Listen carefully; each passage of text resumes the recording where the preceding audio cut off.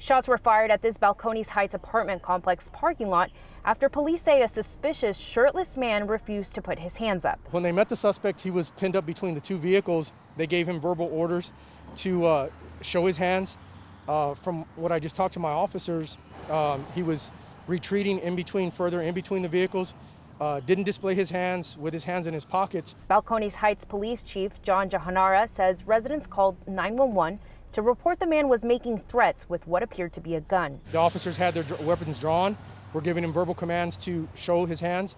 He made a sudden movement to grab the weapon that was questioned at hand underneath the vehicle, and that's when my officers fired several rounds. This evidence marker shows the makeshift weapon the man allegedly carried in his pocket. What we're finding here, it's a makeshift piece of pipe that's imitating a weapon. From what I looked at, it's a silver pipe wrapped with cloth at a handle. It's probably about 4 to 5 inches.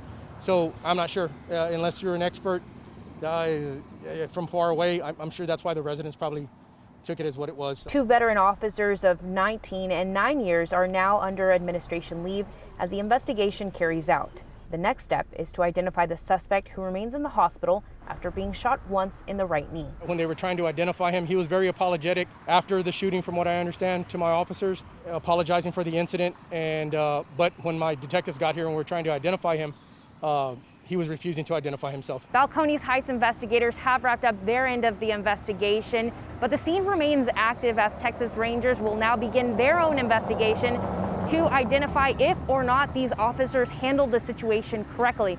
And it won't be until after both investigations have concluded that body cam footage will be released. From Balcones Heights, reporting Alicia Barrera, KSAT 12 News.